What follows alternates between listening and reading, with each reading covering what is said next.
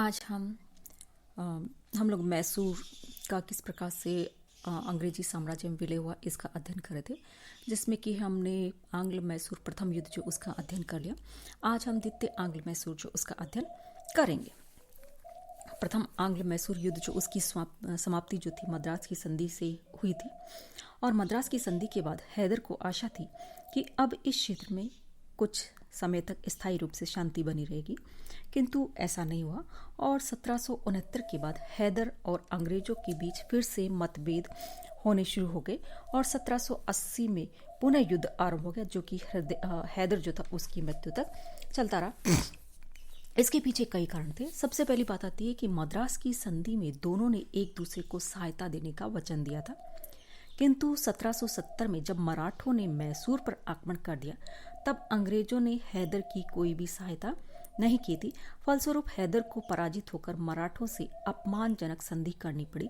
अतः अपनी रक्षात्मक आवश्यकता के लिए हैदर किसी अन्य शक्ति से सहयोग प्राप्त करने का प्रयत्न करने लगा। तो इस प्रकार से ये जो संधि की शर्तें जो उसको पूरा नहीं किया गया था। दूसरी बात आती है कि अमेरिका के स्वतंत्रता संग्राम में फ्रांस ने इंग्लैंड के विरुद्ध युद्ध में भाग लिया था।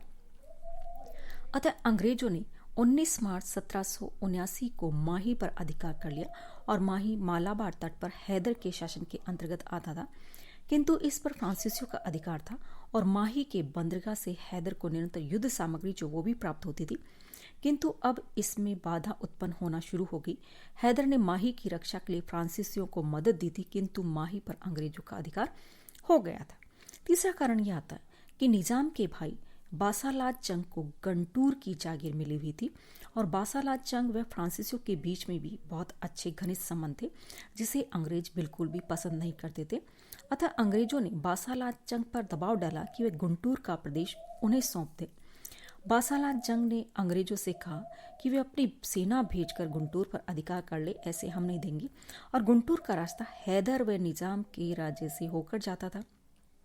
अंग्रेजों ने बिना हैदर व निजाम की अनुमति से इस रास्ते से अपनी सेनाएं भेज दी। यद्यपि निजाम व हैदर ने इसका बहुत ज़्यादा विरोध किया और इससे न केवल हैदर व अंग्रेजों के बीच में कटुता उत्पन्न हुई, वरन निजाम भी अंग्रेजों से नाराज हो गया था।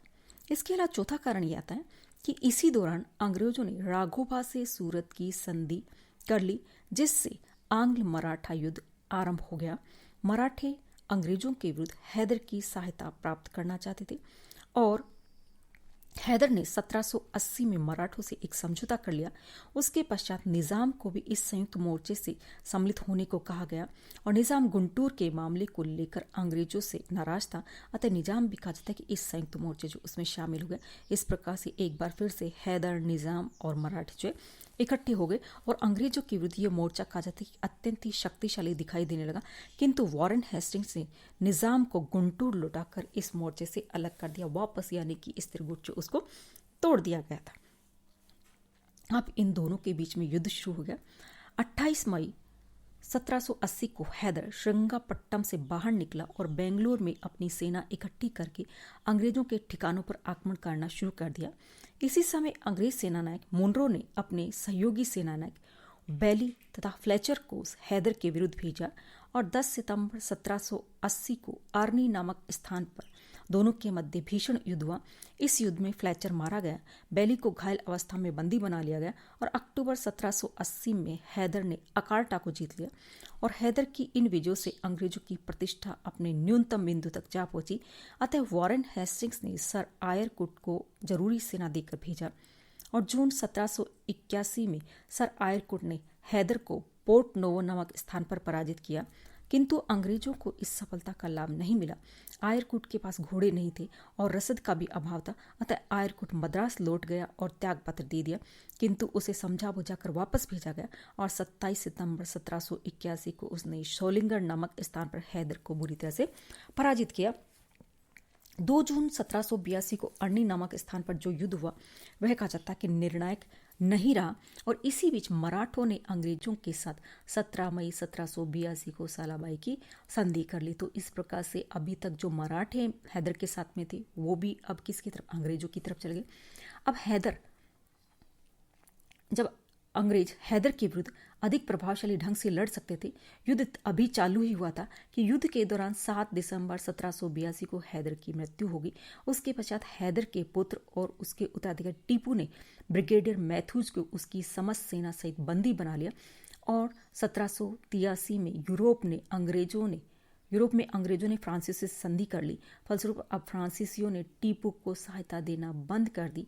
अतः टीपू ने अंग्रेजों से मैत्री करना ही ठीक समझा और इधर कंपनी के संचालक मंडल ने भी टीपू से संधि करने का निश्चित आदेश दे दिया था।